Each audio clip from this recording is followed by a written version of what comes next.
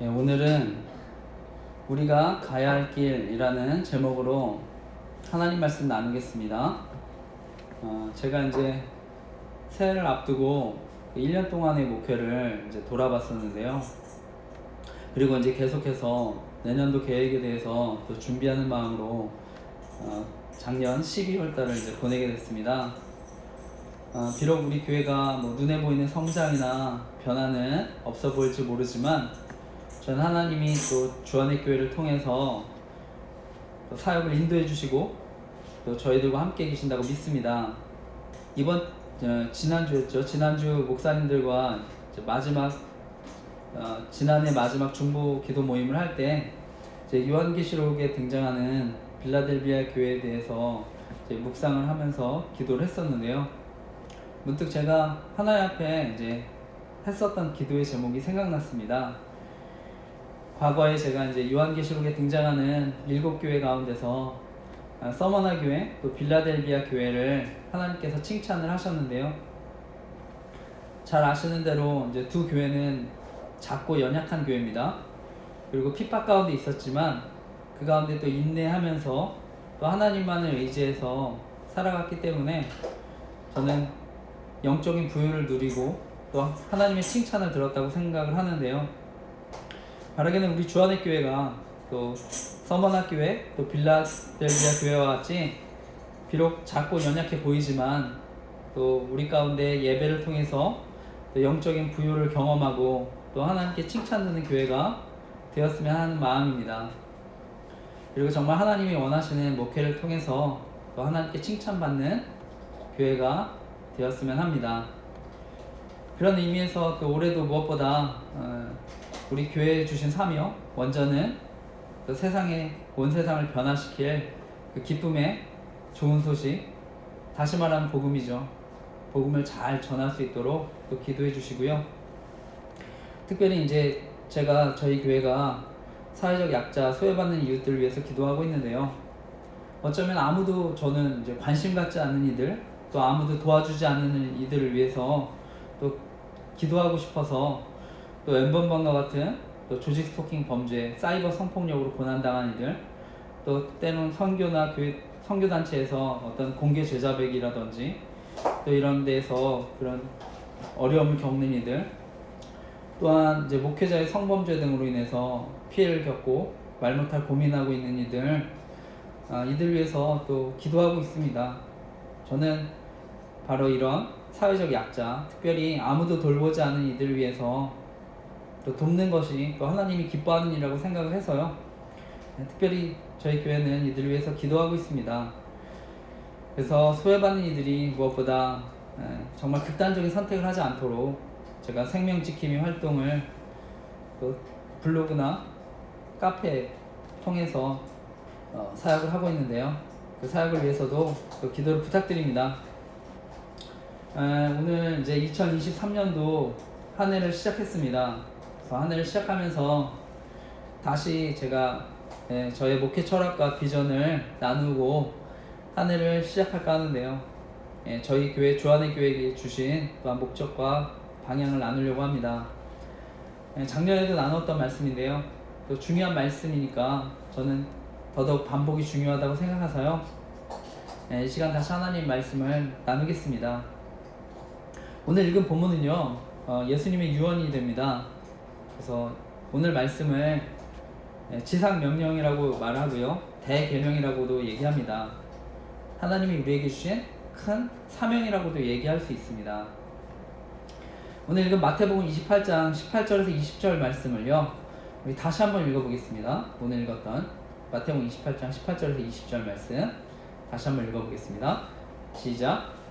예수께서 나와 말씀하여 이르시되 하늘과 땅의 모든 권세를 내게 주셨으니 그러므로 너희는 가서 모든 민족을 제자로 삼아 아버지와 아들과 성령의 이름으로 세례를 베풀고 내가 너희에게 분부한 모든 것을 가르쳐 지키게 하라.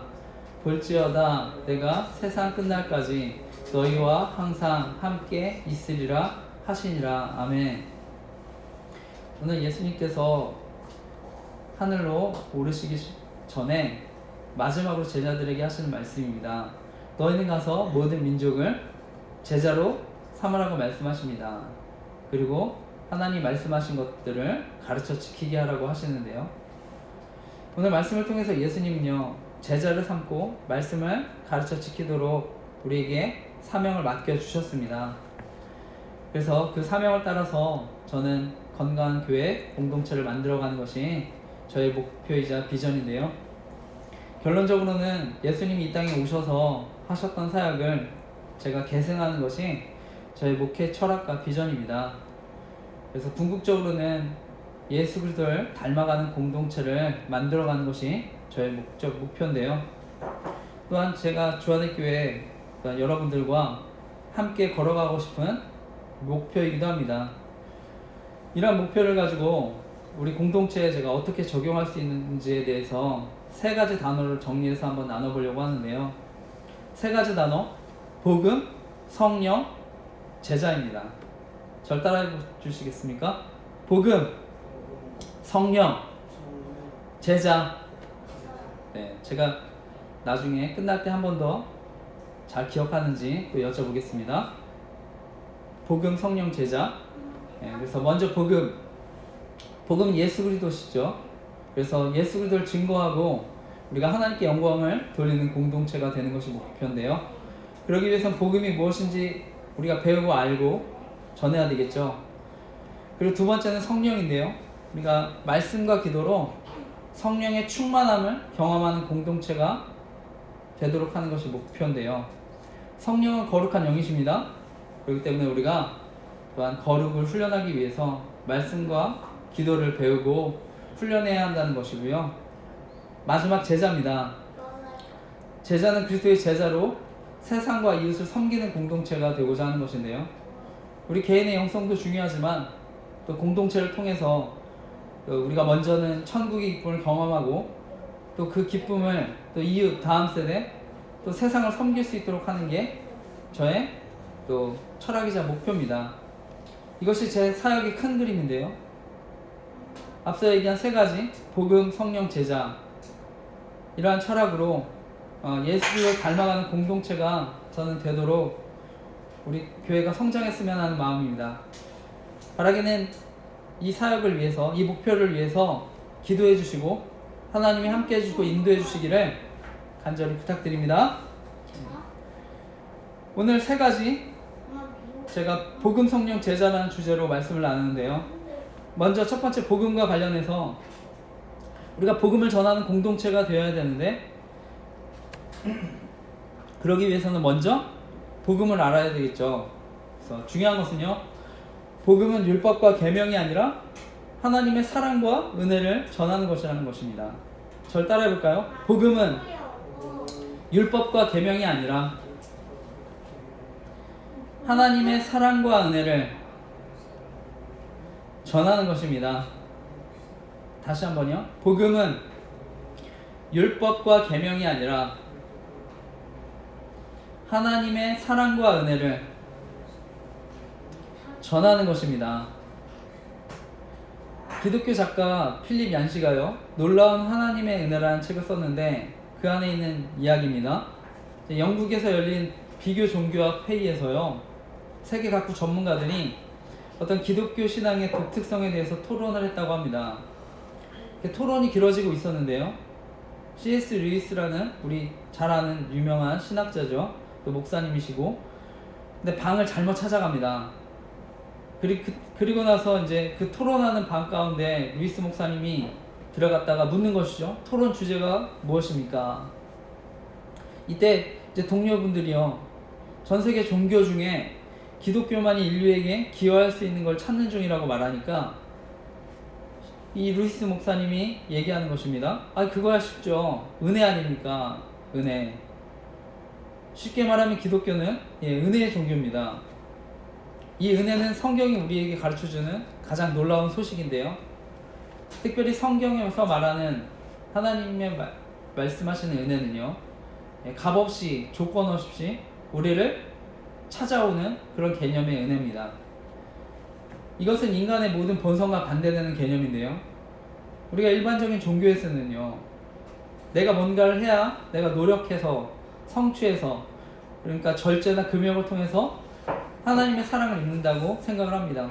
그래서 어떤 신이라는 존재에 내가 인정과 칭찬을 받는다고 생각을 하는데요, 이것들이 일반적인 종교의 모습입니다.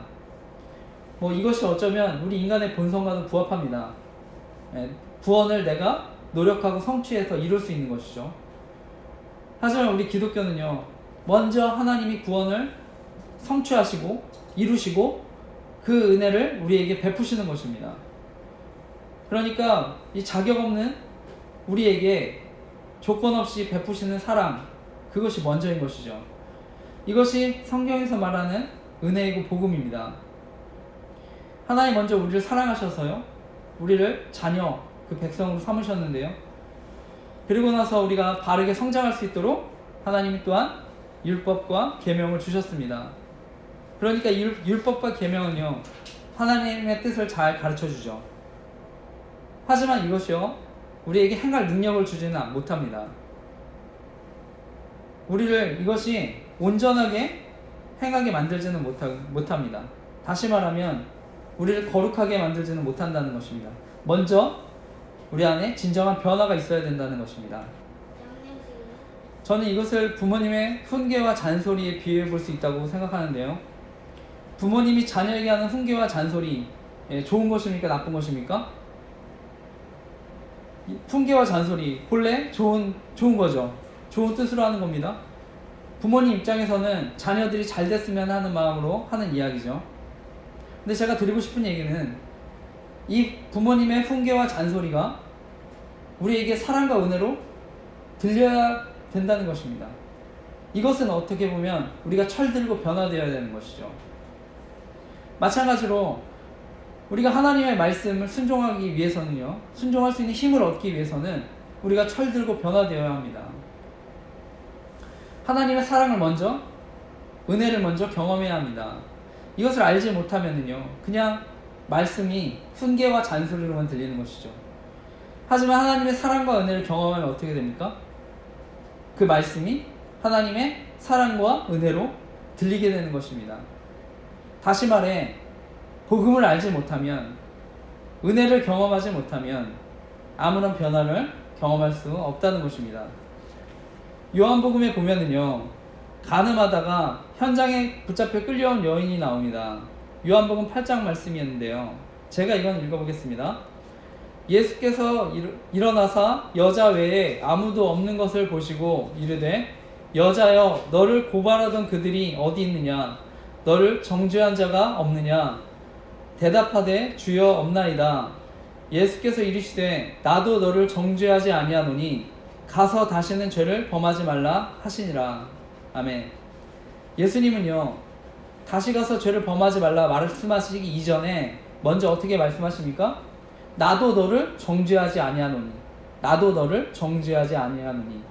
다시 말하면요, 죄를 범하지 말라고 하시지만 그 전에 먼저 하나님께서 죄를 범하지 않으면 내가 널 정죄하지 않을게가 아니라 먼저 정죄하지 않겠다고 말씀하시는 것입니다. 나도 너를 정죄하지 않으냐. 우리가 이러한 하나님의 사랑과 은혜를 받았기 때문에 우리가 심판과 멸망의 자리가 아니라 지금도 구원과 또 영생의 자리에 우리가 있는 줄 믿습니다. 하나님의 사랑과 은혜로 우리가 구원받는 줄 믿습니다. 또 성경에 보니까 돈 많은 세리장 삭개오라는 사람이 나오죠.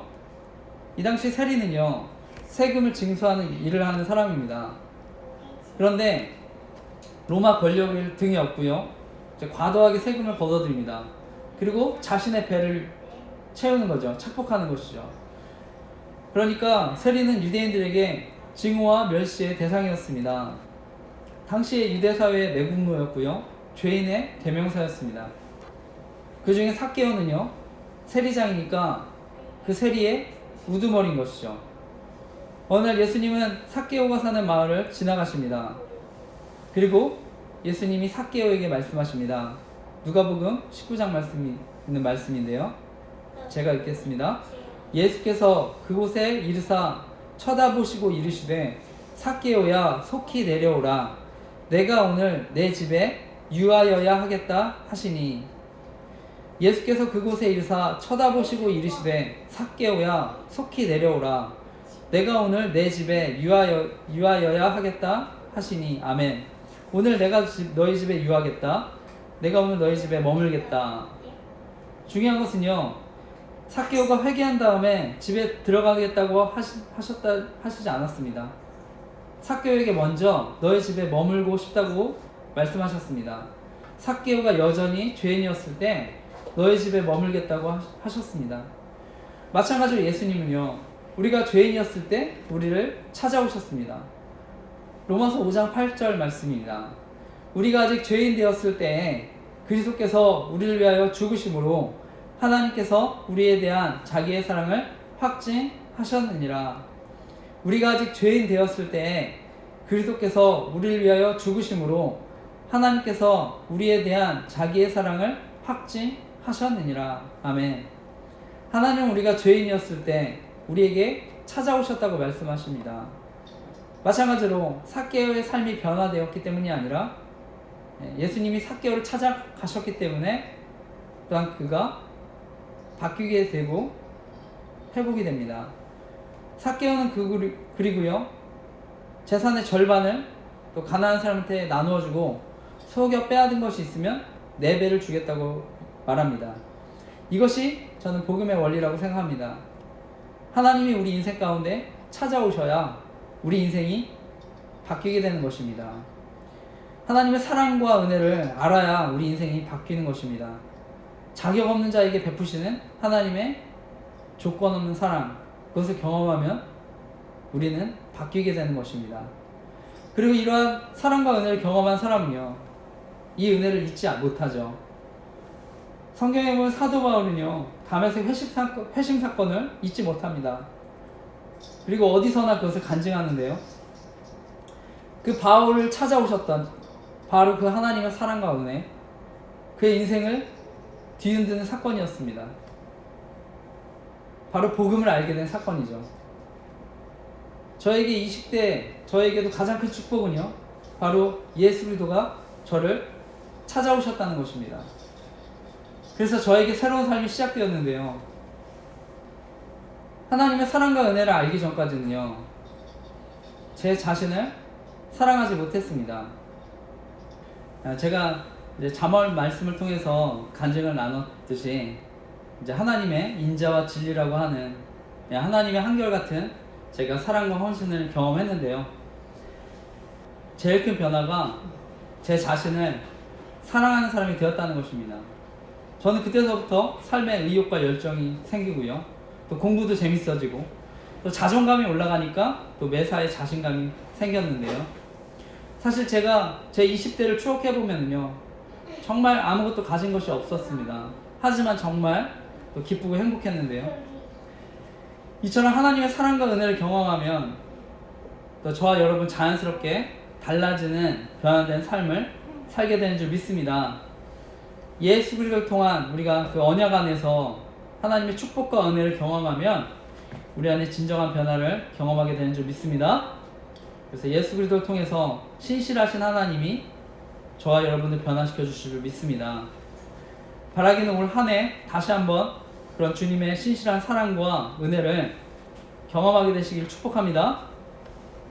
오늘 삭개오 또 가늠하다 현장에서 붙잡혔던 여인에 대한 또 말씀을 드렸는데요, 근데 이들에게 중요한 공통점이 있습니다.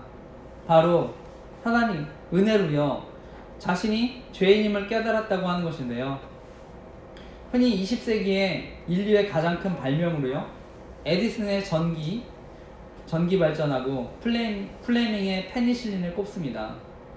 알렉산더 플레밍, 영국의 세균학자인데요, 페니실린을 발견해서 노벨상을 받습니다. 이 페니실린은요, 바이러스에 감염돼서 수백만의 목숨을 잃고 있던 시대에 이 약을 통해서 수많은 사람들이 목숨을 건지는 그 약이 됩니다. 그러니까 인류 발전에 정말 놀라운 기여를 한 것이죠. 영국에서 그래서 최고 과학자가 됐고요, 노벨상도 받게 됐는데요, 그 노벨상을 받은 자리에서 기자들이 그에게 물었습니다.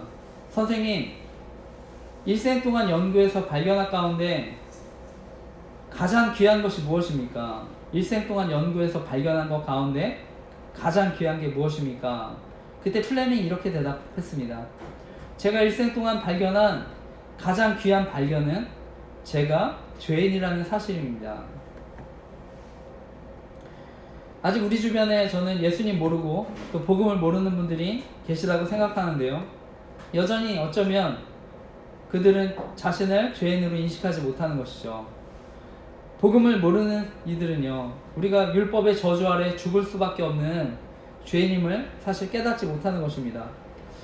바라기는 그래서 우리 주변에 아직 복음을 모르는 이들에게 성령께서 찾아오셔서 또 회개의 자리를 이끄시도록 또 주의 빛을 비춰달라고 기도하는 저와 여러분 되시기를 축복합니다. 결론적으로 만약 율법이나 계명이요 저와 여러분을 바꾸는 것이었다면 아마 이 자리에 변하지 않을 사람은 한 명도 없었을 것입니다. 그런데 이런 하나님의 율법과 계명은 우리를 변화시킬 능력이 없습니다. 나의 노력과 성취는요 나를 온전히 변화시키지 못합니다. 이 말은 율법과 계명이 필요 없다는 말이 아니죠. 마태복음 5장 17절 말씀입니다. 예수님 말씀입니다. 내가 율법이나 선지자를 폐하려 온 줄로 생각하지 말라. 폐하러 온 것이 아니요 완전하게 하려 함이라. 예수님은 율법을 없애러 오신 것이 아니라 완전하게 하시기 위해 오셨다고 말씀합니다. 예수님이 율법을 완전하게 해주신다는 말씀이 무엇입니까? 예수 그리스도가 십자가에 달려 죽으시고 성령 하나님을 보내주셨는데요. 그 예수 그리스도의 영이신 성령 하나님께서 우리와 함께 하시면서 바로 율법을 완성해 주신다고 하시는 말씀입니다. 빌립보서 1장 6절 말씀입니다. 너희 안에서 착한 일을 시작하신 이가 그리스도 예수의 날까지 이루실 줄을 우리는 확신하노라. 너희 안에서 착한 일을 시작하신 이가 그리스도 예수의 날까지 이루실 줄을 우리는 확신하노라. 아멘. 예수 그리스도의 영이신 성령 하나님께서 우리 안에서요 그 마지막 날까지 구원을 완성해 주신다고 하시는 것입니다. 우리 안에서 선한 일을 이루어 가신다고 하시는 것입니다. 그러니까 율법을 없애러 오신 것이 아니라 우리 안에서 율법을 이루어 가신다고 하는 것입니다. 이 변화는 바로 하나님의 사랑과 은혜를 통해 또한 이루어지는 줄 믿습니다. 그래서 저와 여러분 하나님 사랑과 은혜를 경험했기 때문에 또한 변화된 삶을 살아가게 되시는 줄 믿습니다. 목회 철학 관련해서 이제 두 번째 성령에 관해서요. 말씀과 기도로 성령의 충만함을 경험하는 공동체가 되어야 하는데요. 중요한 것은 성령님이 거룩한 영이시기 때문에 말씀과 기도를 배우고 훈련해야 한다는 것입니다. 절 따라해 볼까요? 성령님은 거룩한 영이시기 때문에 말씀과 기도를 배우고 훈련해야 합니다. 다시 한번요. 성령님은 거룩한 영이시기 때문에 말씀과 기도를 배우고 훈련해야 합니다. 제가 앞서 이제 복음과 관련해서 나눴던 교훈이요. 율법과 계명이 아니라 하나님과 사랑과 은혜를 전하는 것이라고 했는데 바꿔 말하면 우리가 그 사랑과 은혜를 누리는 것이죠. 우리가 구원의 복음을 듣고 구원 받았다면 이제는 복음을 누려야 하는 것입니다. 날마다 나와 함께 하시는 하나님을 경험하는 것입니다. 그런데 이런 축복을 우리가 누리기 위해서는요 우리 자신을 깨끗이 해야 하는 것입니다. 근데 성경은요 우리가 어떻게 깨끗해질 수 있다고 말씀하십니까? 어떻게 하면 거룩해질 수 있다고 말씀하십니까? 디모데전서 4장 5절 말씀입니다. 하나님의 말씀과 기도로 거룩하여 짐이라. 하나님의 말씀과 기도로 거룩하여 짐이라. 아멘. 하나님은 말씀과 기도로 우리가 거룩해진다고 하십니다. 매일 하나님과 만나는 교제의 생활로 우리가 거룩해진다고 말씀하십니다. 요한복음 17장의 17절 말씀에도요. 그들을 진리로 거룩하게 하옵소서. 하나님의 말씀은 진리이니이다. 시편 말씀에서도요. 청년이 무엇으로 그의 행실을 깨끗게 하리이까? 주의 말씀만 지킬 따름이니이다. 하나님은요, 말씀과 기도 생활을 통해 거룩해진다고 말씀하십니다. 청년들 어떻게 깨끗한 삶을 살 수 있다고 말씀하십니까? 하나님과 교제하면서 그 말씀을 통해 순종해 나갈 때 거룩해진다고 말씀하십니다. 하나님 어떤 사람을 쓰십니까? 네, 말씀과 기도로 훈련된 사람을 쓰십니다. 말씀과 기도로 훈련돼서 깨끗해진 사람을 사용하십니다. 디모데후서 2장 20절에서 21절 말씀인데요. 이건 중요한 말씀이니까 같이 한번 찾아보겠습니다. 디모데후서 2장 20절 21절 말씀. 디모데후서 2장 20절에서 21절 말씀. 네, 같이 읽겠습니다. 시작. 큰 집에는 금 그릇과 은 그릇뿐 아니라 나무 그릇과 질 그릇도 있어 귀하게 쓰는 것도 있고 천하게 쓰는 것도 있나니, 그러므로 누구든지 이런 것에서 자기를 깨끗하게 하면 귀히 쓰는 그릇이 되어 거룩하고 주인의 쓰심에 합당하며 모든 선한 일에 준비함이 되리라. 아멘. 하나님은요, 깨끗한 사람을 쓰신다고 말씀하십니다. 어떤 그릇의 크기나 재질이 아니죠. 금그릇, 은그릇이 아닙니다. 세상은요, 우리의 어떻게 보면 이력, 스펙을 보지만 하나님은 그 안에 성령이 계시느냐, 성령의 충만함이 있느냐, 거룩한 사람이냐 아니냐를 보십니다. 성경을 보면 제자라는 표현이 등장하죠. 또 예수님도 12제자를 따로 세우셨는데요. 이 제자의 어원은 훈련에서 나왔습니다. 그래서 영어로 제자라는 단어, 디서플린, 훈련하다라는 뜻에서 왔는데요. 성경에 모세 후계자 여호수아가 등장하는데 그는 에브라임 지파 출신이었습니다. 이 당시 에브라임 지파 12지파 가운데 뒤에서 네 번째 소수민족입니다. 성경은요, 처음에 여호수아에 대해서 별다른 설명 없이 눈의 아들 여호수아 이렇게 소개합니다. 뭐 특별한 이야기가 없는 것이죠. 그러나 나중에 모세의 뒤를 이어서 이 여호수아가 했던 일을 보면 정말 대단한데요. 아말렉을 정복하는 것을 시작으로요, 가나안 정탐, 요단강 건너는 기적을 베풀고요, 가나안을 정복하는 위협도 달성하죠. 그리고 온 백성이 신임을 받고요, 여리고성을 무너뜨리는 놀라운 역사를 이룹니다. 나중에 성경에 그에 관해 언급하고 있는 표현들은요, 그가 담대하고 지혜롭고 이런 신앙의 모범을 보이는 사람이었다고 표현합니다. 그런데 그가 처음부터 그런 사람이었습니까? 그건 아니죠. 성경은요, 여호수아가 이렇게 하나님의 사람이 된 것은 훈련의 결과였다고 말씀합니다. 바로 이제 말씀과 기도의 훈련인데요. 여호수아 지도자가 되기까지요, 무려 40년간 경건의 훈련을 받았습니다. 말씀과 기도 생활, 우리가 이렇게 한다고 뭐가 달라지나 생각할 수 있는데요.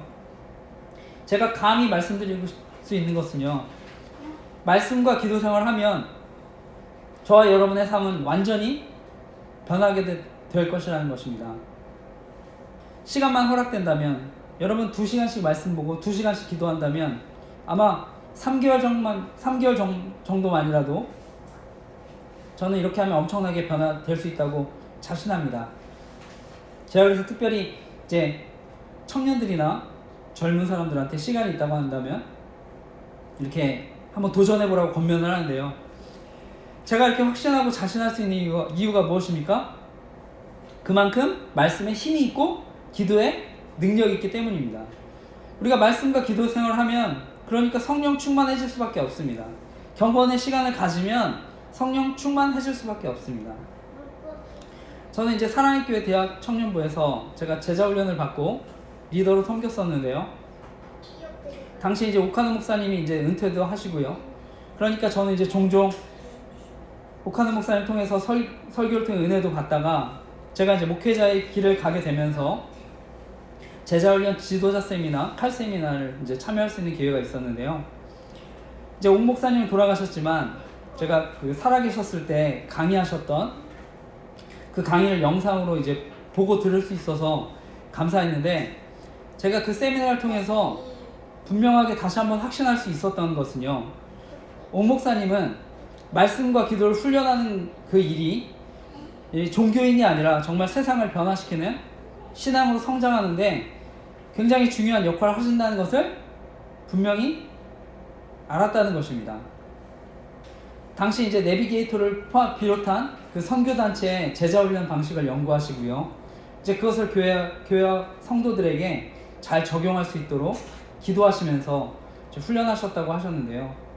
저는 결론적으로 옥하는 목사님이 저는 이런 경건의 훈련을 통해서 성도들이 변화된다는 것을 저는 아셨다고 생각합니다. 그래서 저도 마찬가지고요, 우리가 말씀과 기도를 통해 훈련하면 우리의 삶은 반드시 변화되어지는 줄 믿습니다. 성령으로 충만해지는 줄 믿습니다.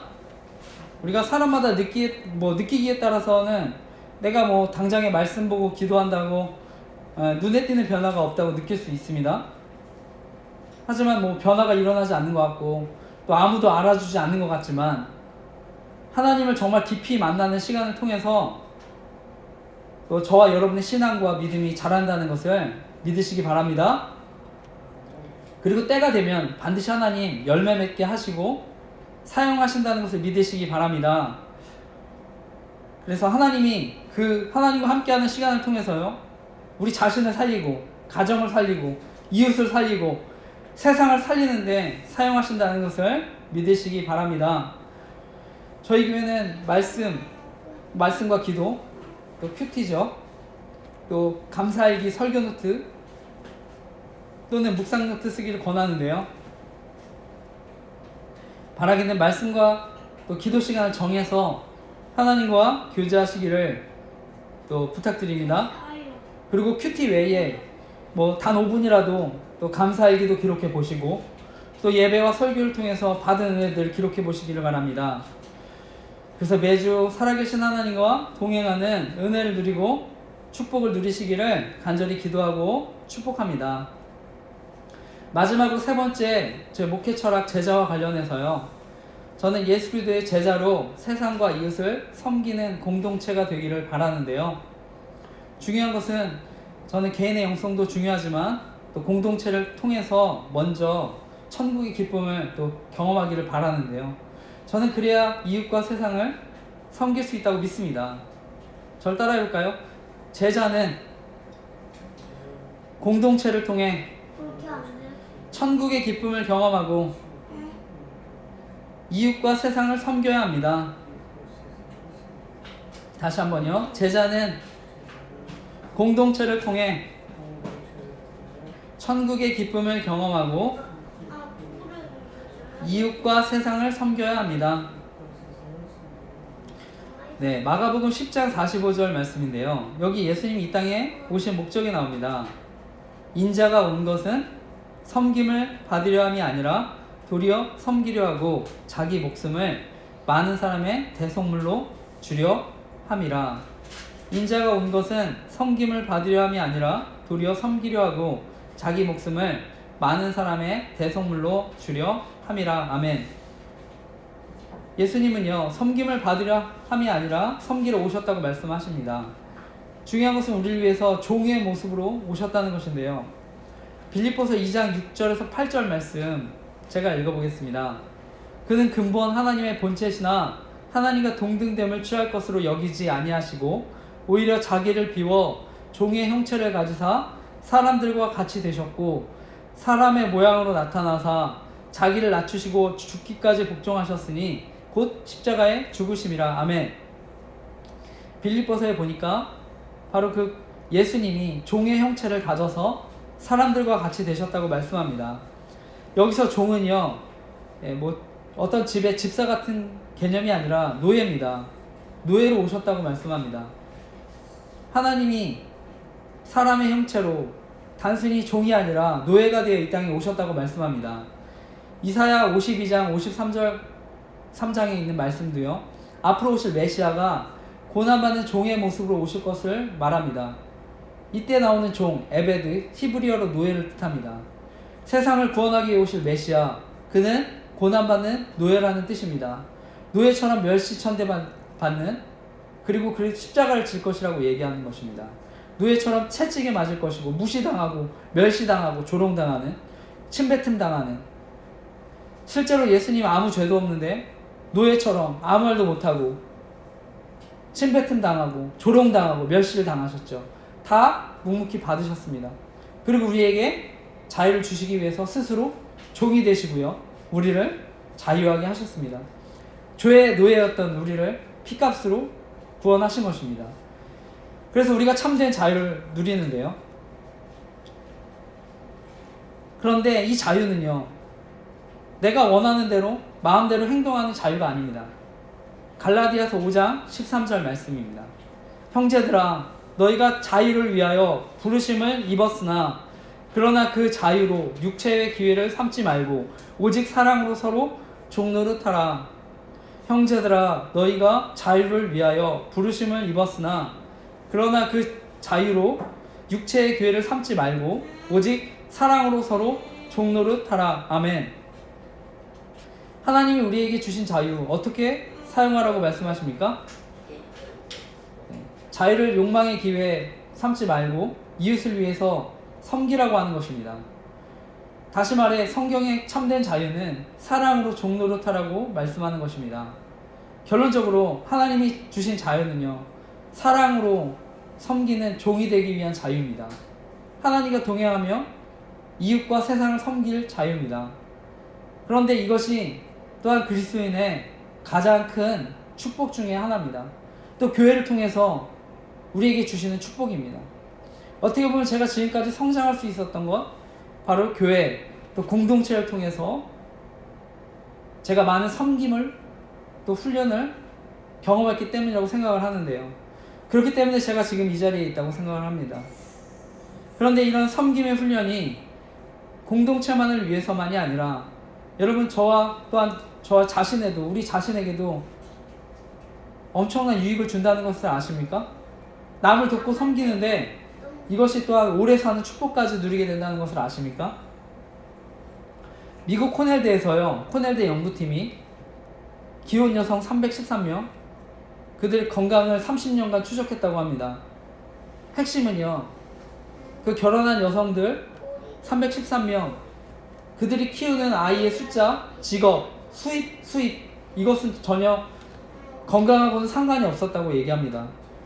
우리가 흔히 얘기하는 중병, 심장병, 암, 관절염 확률이 30% 낮고 운동 능력이 높은 그룹은요, 놀랍게도 평범한 자원봉사자들이었다고 말합니다. 캘리포니아 주에서도요, 55세 성인 4년간 자원봉사를 한 것만으로 병원 입원이 38%가 줄었다고 합니다. 사망률 44%가 감소했다고 얘기합니다. 결론적으로 봉사가요, 다른 사람을 섬기는 것이 이런 운동 효과를 가져왔다고 하는 것인데요. 그렇다면 이렇게 섬김과 봉사가 왜 수명을 영향을 미칠까? 연구를 해보니까 3가지 요인이었다고 합니다. 심리 만족감, 사회적 유대감, 신체 호르몬 변화, 이것이 늘어났다고 하는 것입니다. 다시 말해 섬김과 봉사는요, 우리 안에 여러 가지 염증, 콜레스테롤, 스트레스 낮춘다고 하는 것입니다. 캘리포니아 대학교에서도 또 2,000여 명을 대상으로 한 조사 결과도 마찬가지였다고 하는데요. 2개 이상의 단체에서 자원봉사를 하고 있는 사람, 그렇지 않은 사람에 비해서 향후 5년간 사망 확률이 63%가 줄었다고 합니다. 이 연구했던 책임자가요, 브라운 교수님이 결국 남을 돕는 행위가 자기를 돕는 또 건강 또 장수의 비결이라고 밝혔는데요. 바라기는 저와 여러분 섬김을 통해서 행복과 더불어서 섬김의 자리에서 우리가 장수의 축복까지 누리시기를 간절히 기도하고 축복합니다. 무엇보다 교회 안에서 여러분, 우리가 먼저 천국을 경험하고 또 섬김을 통해 이러한 많은 은혜들을 누리시기를 바랍니다. 또 천국을 경험하는 것, 우리의 섬김에 있다는 것을 또한 믿으시기 바랍니다.